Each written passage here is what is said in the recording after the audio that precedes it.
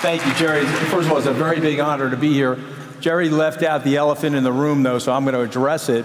I was in the White House for 11 days, and I was at Washington Lee University, and one of the kids introduced me and said, well, Mr. Scaramucci was in the White House for 10 days. And boy, that really hurt my feelings. You know why? Because I was there for 11 days. Why jip me out of 9.1% of my federal career, right? But the truth of the matter is I got fired from the White House.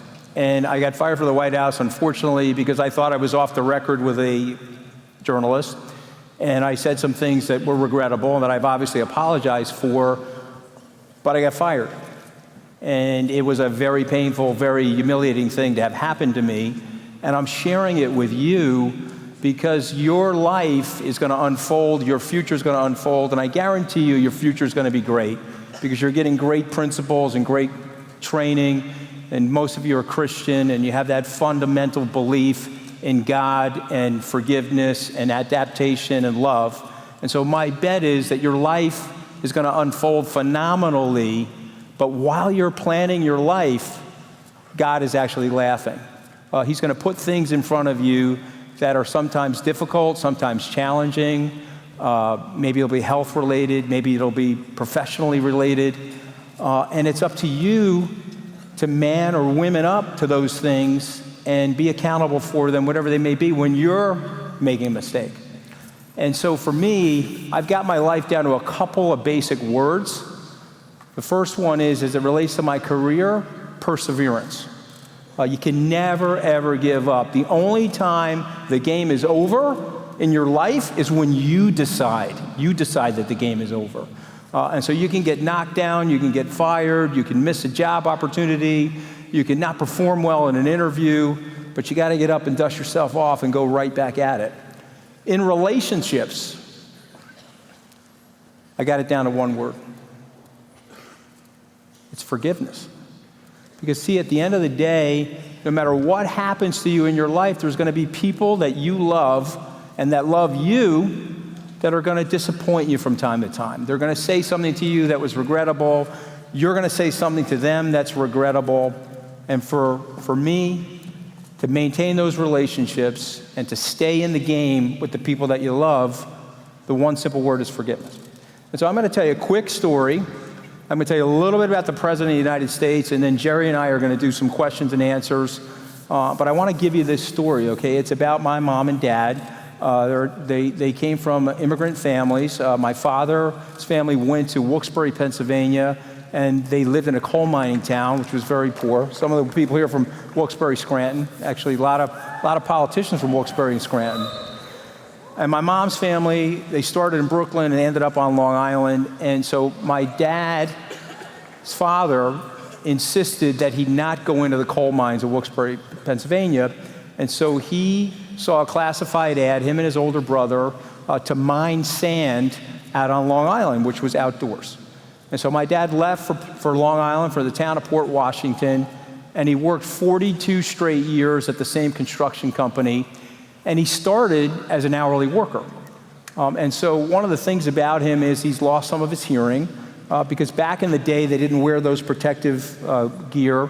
And he ran a payloader and he measured barges and he, helped with a heavy crane. And he was a blue collar worker with an hourly wage. Well, I priced those wages. Those 1975 wages, today, in 2015, I priced it 2 years ago, those wages are down in real economic terms about 40%. Imagine that? And so through no fault of his own, not a college-educated person, but very disciplined, a very hard worker, he would have had a hard time making ends meet for the family of 5 that I grew up in. Globalization, increased competition, surplus labor, all of these things dramatically affected today's current blue-collar workforce. But for me, I was very lucky. I grew up in the middle class. We had Sears Tough Skins. We were taking air conditioners in and out of the house, putting them in the windows during the summer. We had plenty of macaroni, believe me. And we also had Schwinn bicycles. So I didn't grow up poor. I would never dishonor my parents by telling anybody that I grew up poor. I grew up in the American middle class, but I was in an aspirational working class family where we sat at the dinner table and my dad said, you know, go to Liberty University, go to Tufts University, go someplace where you are going to make something of yourself, get yourself educated, and then rise in class. Move from where you are today into the upper class, move from where you are today into the world of financial independence, because my dad was an aspirational working class person that believed in the American dream. And so I did that. You know, one of the funny things about my folks, I went to a school called Tufts University up in Boston. My dad thought it was spelled T-O-U-G-H-S. He had no clue, you know. And then when I got to Harvard, my mother thought it was Hartford. We're packing the car on Labor Day. She says, we're going to Hartford? I said, no, Mom, we're going to Harvard. She goes, yeah, but that's in Connecticut, right? I said, no, Mom. I said, it's up in Boston. It's near Tufts. I tell you this story because there weren't a lot of books in my house. I tell you this story because there were a lot of hopes and dreams that had to get converted into work and academic discipline and had to get converted into a professional career, some of which Jerry described to you. You're going to all do that for yourselves. There's no doubt about that in my mind. You're going to go out and you're going to actualize your dreams, but there will be bumps along the way.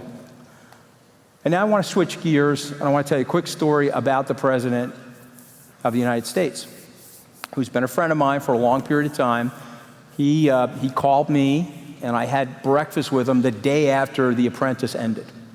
And so I don't remember that day. You could Google it, but it was a great day because he was in a great mood. He had 15 million viewers on The Apprentice. I was sitting in his office on the 26th floor of Trump Tower. He says, okay, my television career, or at least that part of it, is over. I'm running for president. And I'm like, no, you're not. He said, no, I'm running for president, going to fix problems of the country. I just hired this guy, Corey Lewandowski. He's downstairs on 5, and I'm canceling The Apprentice. They offered me a big contract, but it doesn't matter to me. I'm running for president. I said, sir. I never called him Donald or anything like that. I always called him Mr. Trump out of respect for him. I said, Mr. Trump, you're not running for president. You got a 2% voting. He goes, oh, that's because no one's taking me seriously, just like you. And I didn't take it seriously. I'm going to be very open with you guys. I had already teamed up with Governor Walker. I don't know if the governor's been here or not, but I was with Governor Walker. I was his national finance chair. And I said, so I'm already teamed up with Governor Walker, so I can't help you. He said, well, I don't really need to raise money. I just want you to go out on TV and advocate on my behalf. I said, Mr. Trump, I'm already teamed up with Governor Walker. I'm a loyal guy, and so I'm going to stay with Governor Walker. He says, okay, I respect that. He goes, after I clean Governor Walker's clock, and if Scott, if you're listening, no offense to you, after I clean his clock, will you come work for me? I said, no, sir, actually, I can't do that. I said, I'm tied into a lot of my clients are working with Governor Bush, Jeb Bush. So I got to go to Jeb Bush. Okay. After I clean his clock and I clean Governor Walker's clock, will you come work for me? I said, sure, I'll definitely do that. The day after the South Carolina primary, then candidate Mr. Trump, his assistant's calling me, Rona, says, hold for Mr. Trump. Hey, are you true to your word? Are you going to come work for me? I said, absolutely. Okay, Monday morning, come meet me in my office. So I go to meet him Monday morning in his office. He says, hey, do you know Stephen Mnuchin?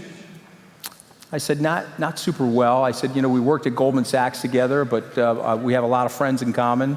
He says, okay, well, I want you to meet Steve Mnuchin, and he's going to be the chair of my finance committee. I want you to be on the committee, and I want you to help us raise money. I said, absolutely, no problem. The first trip we're going to take is May 23rd, 2016. We're going to fly to LA. We're going to go to Tom Barrack's house, beautiful home, and we're going to raise money, our first fundraising foray. I said, okay, great, sir. Okay, you're going to be ready tomorrow morning, LaGuardia Airport. I got my bag together. We go out to Trump Force One. We're going to stop in Albuquerque, New Mexico, before we go to LA. We land in Albuquerque, New Mexico. The police are taking us over to the Albuquerque Civic Center. 9,000 people in the Civic Center, 7,000 people waiting outside the Civic Center with 2 big flat screen TVs. I'm like, wow, man, this is not a Scott Walker rally. It's not a Jeb Bush rally. A lot of people. So I have a Secret Service day pin on, and that's to make sure you don't get shot if there's a fracas. I take it off, and I walk past the security perimeter. I put it in my pocket, And I go into the crowd and I start talking to people. Where are you from? Who are you? Why are you here? And universally, it's the same message. You know, one gentleman said something to me that really impacted me. He said, well, there was a factory down the road. They closed the factory about 4 years ago. My dad worked in that factory for 25 years. I worked there for 12. I'm sort of out of work now, but not really. I'm working at the Lowe's, which is a home improvement store, and I'm delivering Domino's pizza at night on the weekends. I've got 2 jobs, but my income's down about 30, 40%. I'm on an EBT card, which is a welfare support system, and I'm trying to make do with my family. But I'm here to see Mr. Trump because he's going to bring the jobs back. He's going to help me with my family. And that was a message that I heard throughout that arena and on 26 other campaign stops that I went on with then the candidate. And I'm here to confess something to you. I've made a lot of mistakes in my life, but I made one mistake that I never thought I was actually going to make, and it had to do with my own self-awareness. You see, I grew up in that middle-class family. I was in a working-class community as a kid, and I was on missile lock to raise myself up from that community. I was going to go up the spire into the American class of elitism and financial independence, and I missed, ladies and gentlemen, I missed what was going on in my neighborhood. I missed the change. I missed the movement from the aspirational working class into the desperational working class. I missed the movement of the uneven educational system. I'm the product of a public school education in a good town. I missed that unevenness. I missed it, you see, because I was so focused on trying to become financially independent and trying to aspire to the American dream that I lost touch and I lost some empathy what was going on in my own hometown, in my own area. Ladies and gentlemen, it took a billionaire living on Fifth Avenue in a tower adjacent to the Tiffany's jewelry store to show me what was going on in my own hometown, to express to me what was happening. And so after those 26 campaign stops, and Reverend Farwell can tell you there was ups and downs, boy, but we had a lot of ups and downs. It was a big roller coaster. I sort of knew that we were going to win. Now, I will confess, on the evening of the election, I went to the Fox News decision desk meeting, and they said that they were calling the election for Secretary Clinton because they had evidence that she was going to win Florida. And I remember feeling a little bit dejected about that. But in my heart, I knew that if we won, there would be an opportunity and there would be proposals and policies to help the people that I grew up with. I share this story with you because I really do believe that you are the generation of Americans that are really going to change the society for the good. Something happened to our generation, the baby boomers. We got very, very polarized, and we created a level of extremists in the society as we debate policy that I sort of think is taking away from what's in the best interests of our citizenry and the best interests of our community. I watched it happen in Washington. Again, I was only there for 11 days, but I got to tell you, it was a lot of fun. Okay, I flew on Air Force One 3 times.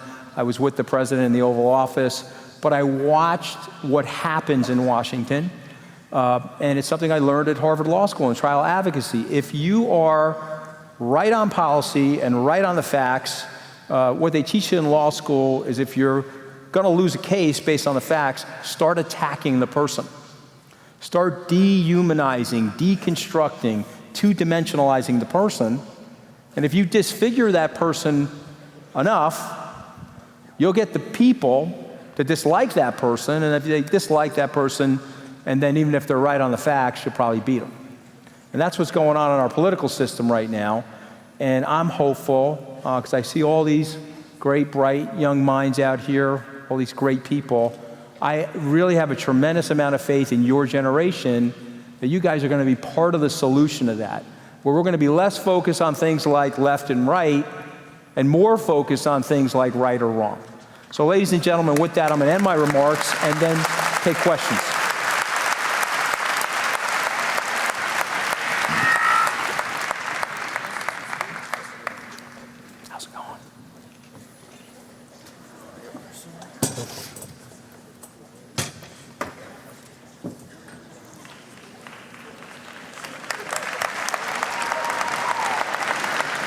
Now, you mentioned the conversation with the crowd. I traveled with the Trump campaign some too, and as a matter of fact, I got a call last January at 11 o'clock on a Saturday morning, and they said, we need you in Iowa at 5 o'clock. And I said, well, you got to pay my flight. That's a long way to go. So they put me on a plane. I went up there and took Becky, and I walked in, and there's this huge packed auditorium, and the excitement level was just through the roof. And I said, well, what am I here for?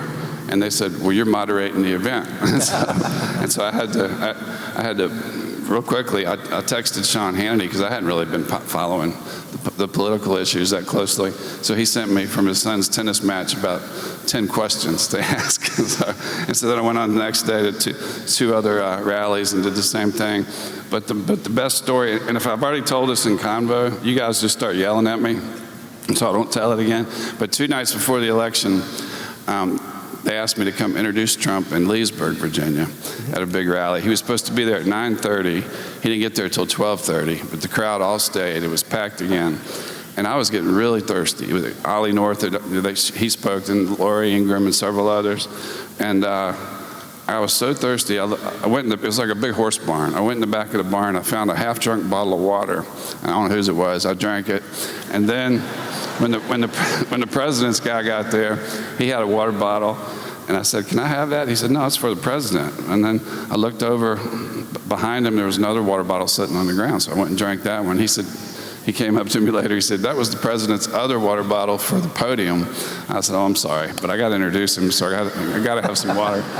And then I went out, I was still thirsty, so I went out behind the barn, and there's a spigot for water in the horse. I'll be hiding my water bottle for a second. There's a spigot for water in horses, and the Secret Service said, don't use that water. It's not for human beings. I didn't care. I didn't care. I filled the bottle up with it. And that's the one I ended up taking up on the stage with me. It was murky. You could see that. And after I introduced the president, I left the bottle up there. So he gave his whole speech with that murky bottle of water sitting on the stage. So I don't know sorry if I've told that before, but anyhow, you mentioned the crowd was talking about all the jobs that have been lost, and they were working at Domino's now, and they used to work in factories. Since NAFTA was signed, I heard this the other day, Bill Clinton signed NAFTA, North America Free Trade Agreement, 70,000 factories have left the United States. Do you think that was a plan? Do you think that the idea was to keep a permanently impoverished class, mainly in the inner cities, of guaranteed Democrat voters, or do you think it was just innocent? So I've gone back and forth on that, because one of the things you do if you want to read a great book about Manhattan, the island at the center of the world, what Boss Tweed did there was he propagated one of the major social welfare systems, because he knew if he got enough people into the social welfare system that they would vote Democratic, and he turned a post-Civil War area of the country, which was primarily red, Republican, Lincoln being the first Republican president, he turned that area of the country blue. And so a lot of people were critical of that, saying that was social engineering, premeditated, to create a permanent class of people that would continue to vote in a blue state sort of a way. The better angels of my nature would like me to believe that a lot of these policies are actually very well intended, but when they actually meet the real world, they have the opposite effect on people that you would like them to have, because it has a tendency to demotivate people. And what we need in our society is not equal outcomes, but we need equal opportunity. And so I think that's one of the things that we've got to get back to. And so I don't know the answer, Jeff, but I can tell you that there's been a lot of research on this that goes both ways on it. But specifically for NAFTA, and I think this is okay if you mind, I'm going to digress for a second, because I really studied this for the president. One of the things I had was an assignment to understand the Pacific Trade Agreement as well as NAFTA. And I'm going to take you guys back to 1946. And so there was a gentleman by the name of Dean Atkinson, who was the Secretary of State. Harry Truman was then president. They brought in General Marshall, and they started to build a plan for the reconstruction of World War II. Now, the great thing about the United States at that moment, being the most powerful country ever, we had the great benefit of our oceans, and we weren't really hit during the Second World War. We lost 500,000 troops, unfortunately, but our factories, our industrialization was still very much alive. Europe decimated, Asia decimated. Three things that they did. They worked, by the way. First thing, Marshall Plan. It was Atkinson's idea, but he was universally hated by the Republicans, so they named it after Marshall because he was a five-star general and he had universal appeal. So they reconstructed Europe and Asia, parts of Asia that were friendly to the United States. The second thing that we did was we unevened all of the trade deals. So goods and services could flow freely into the United States, but we were accepting an embargo on our goods and services flowing out of the United States. And why did we do that? They took the position at that time that we needed to create a burgeoning and rising middle class around the world, because if we had that, there would be greater economic interdependence and there would be less need for conflict. And so this is a 70-plus year strategy from 1946, and that primarily worked. But it had the deleterious effect of losing factories. It had the deleterious effect of increasing competition. There's a great book on this if you guys like studying the global economy. It's called The Age of Oversupply by an economist by the name of David Alpert. And what he writes in there is the reason why we're in a deflationary period right now is we're onboarding 3.5 billion people into the Western capitalist experience, and it's causing pressure on our workforce. And so what the president correctly identified, and he literally was writing about this in 1988, he actually, I think in 87, he took out a full-page ad as then Donald J. Trump from the Trump Organization talking about the unfairness of our trade system and how it was hurting the American workers. And so NAFTA was another step in that direction, and I think what the president's basically trying to say is that we've hollowed out the lower and middle class, working class families' opportunity to make real disposable income, and we've got to get back to policies to help those people. And so yes, I mean, NAFTA certainly was part of that bipartisan idea that started after the Second World War. That's very informative, but you come from the financial, no, he's a smart guy. I don't know if that was a shot or not, but I'm hiding the water back here. Oh, by the way, I'm not a reverend. Oh, you're not a reverend? Okay, good. No. I'm just going to call you. No, anybody that knows me knows I'm not a reverend. You're not a reverend, that's good. Right. I actually need a reverend, though, but, well, no, but I'll find one before I leave campus.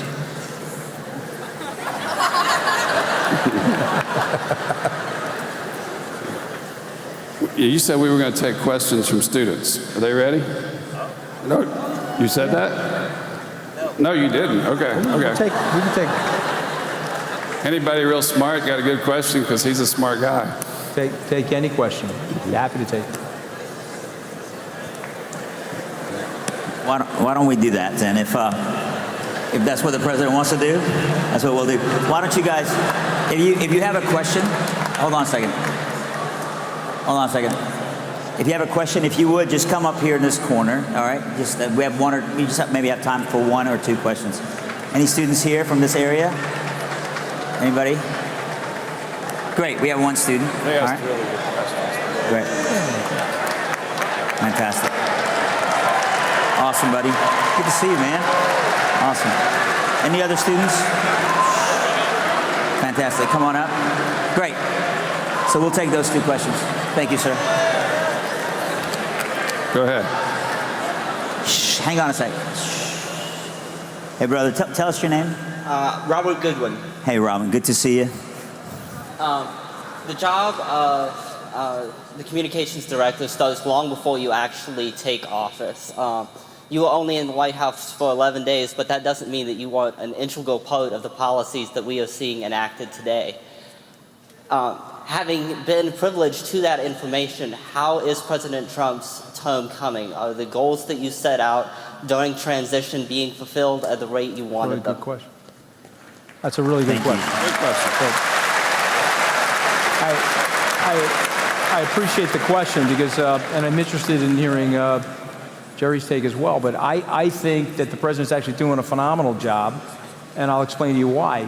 He is a disruptive force inside the permanent political class system, which I would argue with you has detached itself from the interests of the American people, particularly the middle class and the lower middle class. And so you can't expect the president to come in day one and not be faced with what I call, it's almost like an immunological system that's rejecting him as an organ transplant into their system. And so it's been 9 or 10 months. I think he's rolled back a lot of regulation.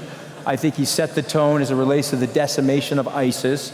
I actually think he's negotiating and going to do a brilliant job with the Chinese as it relates to North Korea. And the economy is growing, the stock market is up, and real incomes are up. And so I think the first phase of this has gone quite well, but I'm hoping that the next phase will lead to things like tax reform and healthcare reform. I think it's going well. Before we get to the next... Despite the aggravation from the mainstream media. Yeah, whenever I'm up there, it's just as calm. You know, the atmosphere great. in the White House, there's no urgency or chaos or anything. But since you're from the financial world, I wanted to ask you a question. Liberty is the first university in generations, really, to build a new endowment. Most of the universities with big endowments have had them for generations.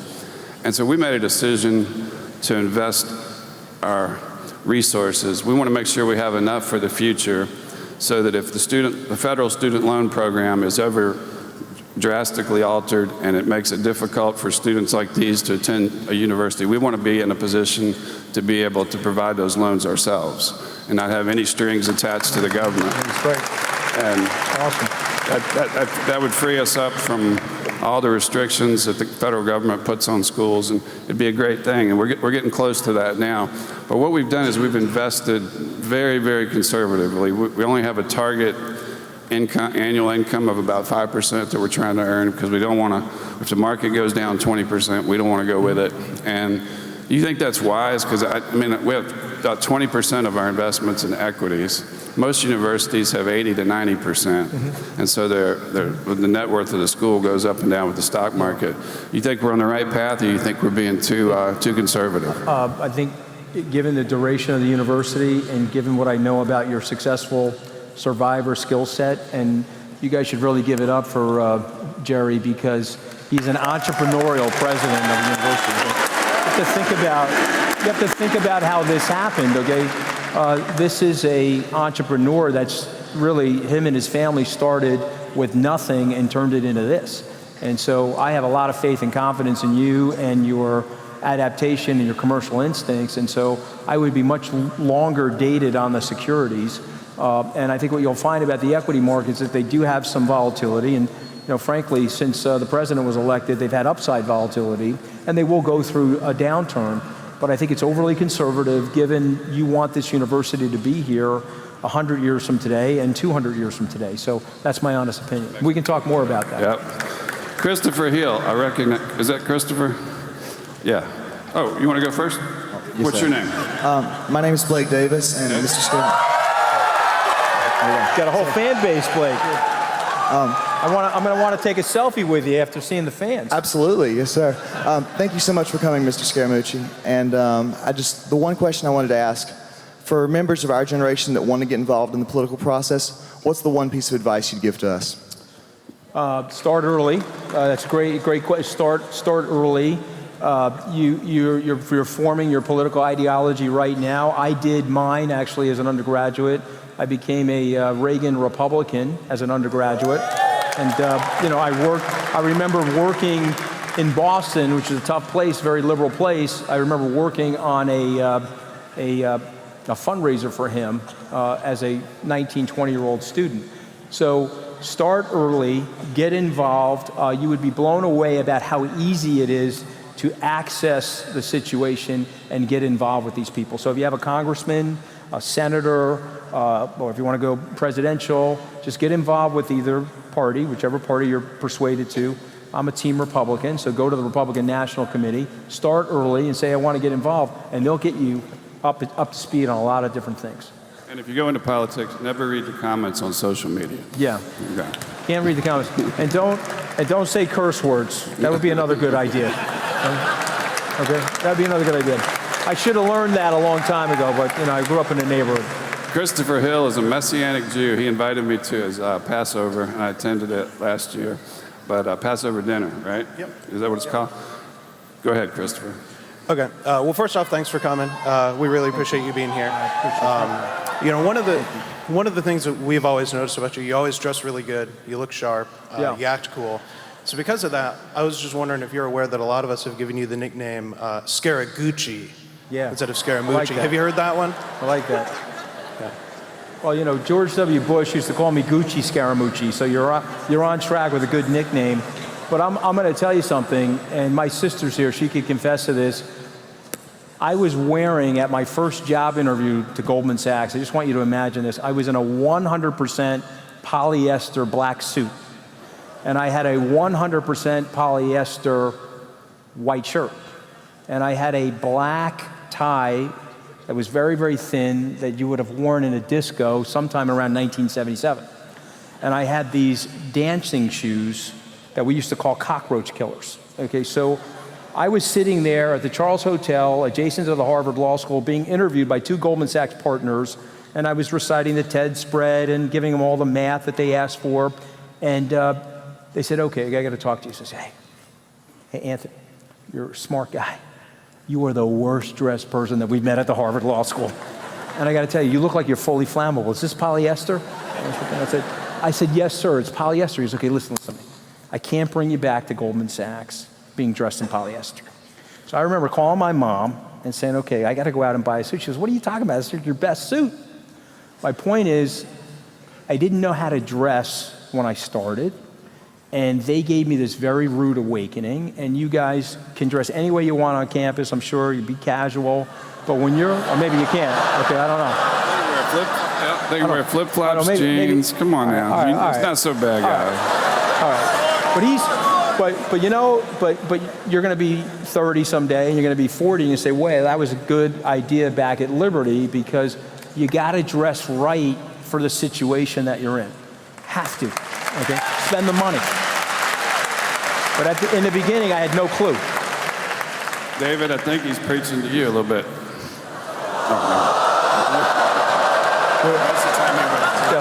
Okay, I was in your pastor's bathroom. He's a clothes horse. Let me just tell you, okay? Got good stuff in there, sir.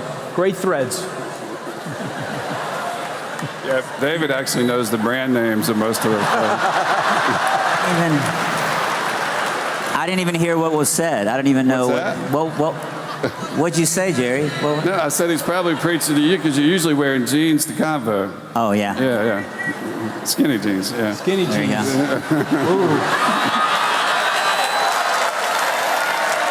All right. Don't say any curse words and don't hit below the belt. Those are 2 good ones. This is coming from the 2 guys that are dressed exactly the same today. My brother.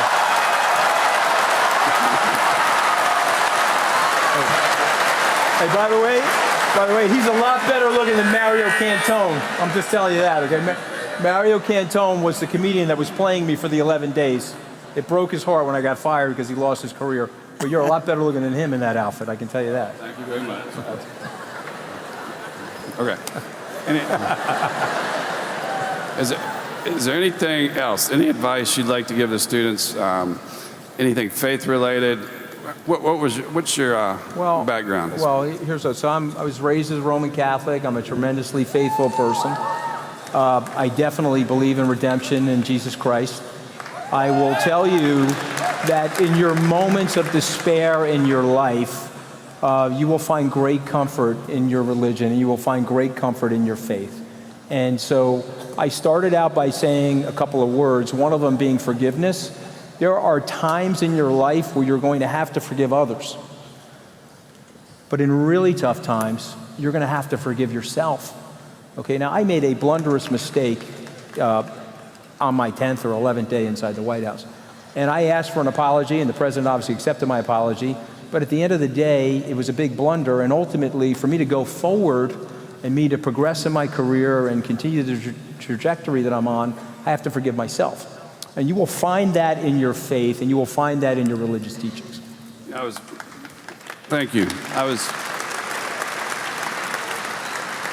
I mentioned several times I spent several days in Greece this summer with Tawfiq Corey. You met him here a couple of weeks ago. He's also Catholic, and he and I started talking, and it was amazing how much we had in common with our faith. Because when I was at college, I was studying history and religious studies, and before I went to law school, and I decided to take the red letter edition of the Bible and just focus on the words of Jesus. And it really, I really recommend you all do that. This billionaire, Tawfiq Corey, said he did the same thing, and it changed his life just like it did mine. But it gives you a whole different perspective. You really can't understand the rest of the New Testament unless you completely understand the teachings of Jesus first, because it's just, it's written by the apostles who were actually with him for 3 years, and it's just, every argument that I get in on whether it's political or there's always some sort of principle from the teachings of Jesus that I can come back to and that I can use to win the debate. And so that's my strong advice to you. And it's, I think Anthony agrees. He and I were talking about this before we came out today. But I think we're going to wrap it up. David, if you would. Thank you, guys. It's a big honor to be here, guys. Give him a hand. Thank you. Mr. Scaramucci. Thank you, sir. Appreciate you being here.